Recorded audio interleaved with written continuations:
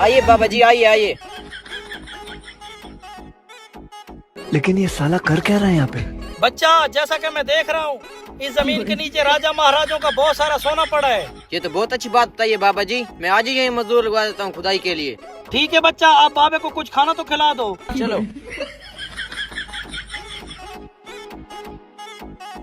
ये लो बाबा जी। वाह क्या बात है बेटा, अगर साथ में थोड़ा सलाद मिल जाता तो मजा आ जाता। बाबा सलाद है ना साथ में? कहाँ है? बाबा रोटी के नीचे देखो।